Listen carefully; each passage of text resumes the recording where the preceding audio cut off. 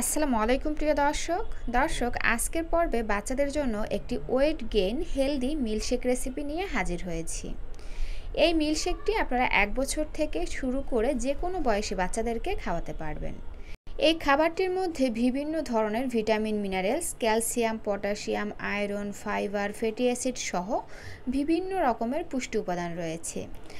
আর antioxidant থাকায় শিশুদের growth বৃদ্ধি করে, হাড় মজবুত করে, হজম প্রক্রিয়া বৃদ্ধি করে, খাবারের রুচি বাড়ায়, মেধা বিকাশিত করে।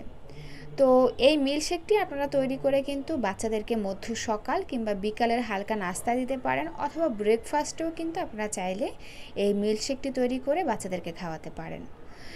তো চলে আসলাম রেসিপিতে। এখানে আমি একটা ব্লেন্ডারের জার নিয়েছি, তার মধ্যে দিয়ে দিচ্ছি 3টি খেজুর। খেজুর 3টাকে খুব ভালো করে ধুয়ে পরিষ্কার করে নিয়েছি এবং খেজুরের মধ্যে থাকা যে বিচিটা রয়েছে সেটা ফেলে দিয়ে ভালো করে চেক করে নিতে হবে যে এর মধ্যে কোনো পোকামাকড় আছে কিনা।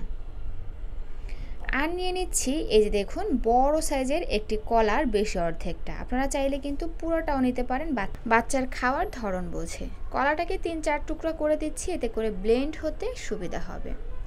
এবার এর মধ্যে দিয়ে দিচ্ছি 1 কাপ পরিমাণে গরুর দুধ।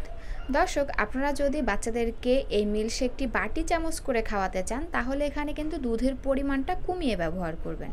আর যদি বাচ্চা গ্লাস ধরে ঢকঢক করে পানির মতন গিলে খেতে পারে তাহলে আপনারা এরকমের 1 কাপ পরিমাণে গরুর দুধ এখানে ব্যবহার করবেন। এবার আর কোনো কাজ নাই, ব্লেন্ডারে ঢাকনাটি লাগিয়ে আমরা এটাকে ব্লেন্ড করে নেব। আর আপনারা চাইলে কিন্তু এখানে বাদামও ব্যবহার করতে পারেন, এতে করে মিল্কশেকটি আরও বেশি হেলদি, পুষ্টিকর ও মজাদার হবে।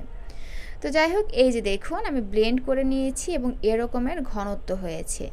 এটা কিন্তু খেতে অসম্ভব মজাদার এবং পুষ্টিতে ভরপুর একটি মিল্কশেক। আর প্রথমেই বলেছি যেটা খেলে কী কী উপকারিতা রয়েছে এই মিল্কশেকের মধ্যে।